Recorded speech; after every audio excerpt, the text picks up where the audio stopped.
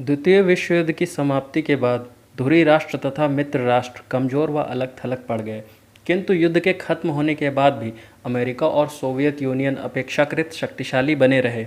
दोनों देशों की विचारधारा में अंतर था। इसी के चलते अमेरिका व सोवियत यूनियन में एक अंतहीन प्रतिस्पर्धा का जन्म हुआ। अमेरिका और रूस के मध्य 5 दशकों तक शीत युद्ध हुआ, जिसकी वजह से अमेरिका और रूस ने रक्षा बजट और सेना के आधुनिकीकरण पर अत्यधिक खर्च किया और एक दूसरे से आगे निकलने की होड़ में विध्वंसक परमाणु हथियारों व मिसाइलों की संख्या में बहुत वृद्धि की।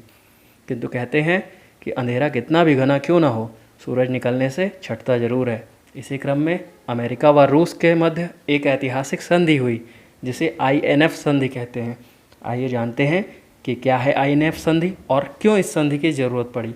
दोस्तों, स्वागत है आप सभी का पढ़ाकू अड्डा की इस एक और फ्रेश न्यू वीडियो में। यदि आपने हमारे चैनल को सब्सक्राइब नहीं किया तो सब्सक्राइब जरूर कर दें।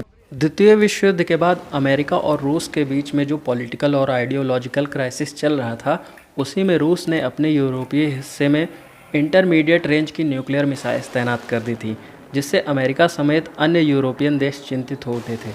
लेकिन इस होड़ में अमेरिका कहाँ पीछे रहने वाला था। उसने भी अपने सहयोगी यूरोपीय देशों में इंटरमीडिएट रेंज की मिसाइलें तैनात करने की तैयारियां शुरू कर दी थी। इस तरह से सेना का एक दूसरे को काउंटर करना एक सैन्य रणनीति का हिस्सा था। इस रणनीति को म्यूचुअल एश्योर्ड डिस्ट्रक्शन कहा जाता है, शॉर्ट में इसको मैड भी कहते हैं। दोस्तों, यहाँ पर एक सवाल मन में आ सकता है कि यदि दोनों देशों के पास ICBM थी तो उन्होंने इंटरमीडिएट रेंज मिसाइल को क्यों चुना। दोस्तों, आप कमेंट सेक्शन में ICBM का फुल फॉर्म ज़रूर लिखिएगा।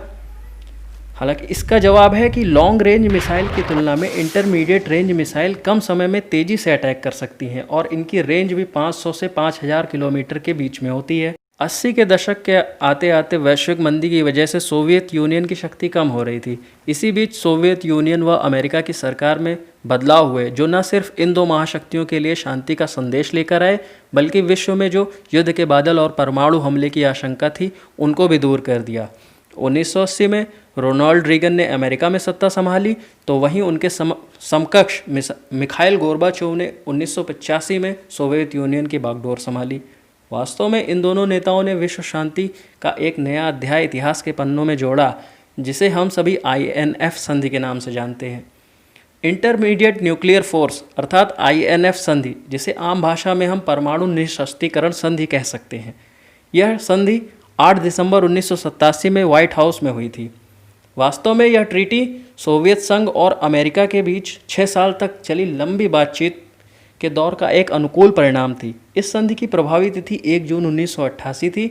इस संधि के प्रभाव में आने के बाद से दोनों देशों ने 5000 किलोमीटर रेंज तक मार करने वाली परमाणु हथियारों से लैस मिसाइलों को हटाना व नष्ट करना शुरू कर दिया।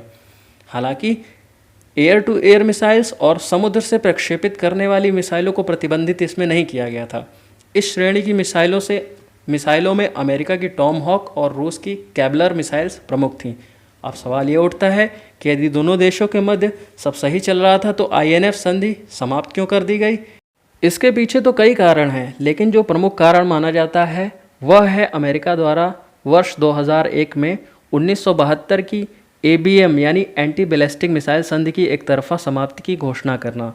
अमेरिका के सैन्य आधुनिकीकरण प्रोग्राम के चलते रूस ने भी अपने पारंपरिक और परमाणु हथियारों पर निर्भरता बढ़ा दी थी।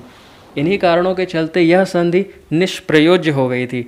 अंततः यह संधि निर्धारित समय 5 दिसंबर 2009 को प्रभावहीन हो गई। हालांकि दोनों देशों ने 8 अप्रैल 2010 को न्यू स्टार्ट ट्रीटी पर साइन किए और यह ट्रीटी चेक रिपब्लिक देश के प्राग सिटी में हुई थी। इसमें US प्रेसिडेंट बराक ओबामा और रशियन प्रेसिडेंट दिमित्री मेदवेदेव ने साइन किए थे। ट्रीटी पर साइन होने के बाद से यह ट्रीटी 5 फरवरी 2011 से लागू थी और इसकी समय सीमा 2021 तक थी। लेकिन US प्रेसिडेंट ट्रंप ने फरवरी 2019 में ही सूचना दी कि वह इस संधि से पीछे हटना चाहते हैं और इसके पीछे उन्होंने रूस के जिम्मेदार ठहरा दिया। ट्रंप ने कहा कि रूस ने 9M729 मिसाइल का निर्माण कर संधि के प्रावधानों को तोड़ दिया था। आइए अब जानते हैं कि US के इस ट्रीटी से विड्रॉ करने के क्या परिणाम हो सकते हैं और इससे दुनिया पर क्या असर पड़ेगा। US एशिया में अपनी प्रेजेंस और प्रभाव बनाना चाहता है, या तो हम सभी जानते हैं, और ऐसा करने में INF ट्रीटी उसके आड़े आ रही थी। दोस्तों, एशिया में चीन बाकी देशों के लिए चुनौती बना है, इसलिए यूएस चाइना की इंटरमीडिएट मिसाइल के जवाब में खुद इंटरमीडिएट रेंज की मिसाइल डेवलप करना चाहता था। इसलिए उसने आईएनएफ ट्रीटी से खुद को पीछे हटा लिया। इससे वह दक्षिणी चीन सागर समेत अन्य विवादित द्वीपों में चीन का मुकाबला करने में उसको मदद मिलेगी। वास्तव में यूएस की एशिया में शक्ति संतुलन बनाने की और चीन को न्यूट्रल करने की स्ट्रेटजी ने बैलिस्टिक मिसाइलों के रिसर्च और डेवलपमेंट की रेस को शुरू कर दिया है, लेकिन इसे यूएनओ ने भी यूएस का एक डिस्ट्रक्टिव स्टेप बताया है और कहा है कि दशकों से जो परमाणु हथियारों व मिसाइलों की रेस खत्म हो चुकी थी वह फिर से शुरू होगी। ऐसे में विश्व शांति के निहितार्थ परमाणु निःशस्त्रीकरण का लक्ष्य प्राप्त करना आसान नहीं होगा।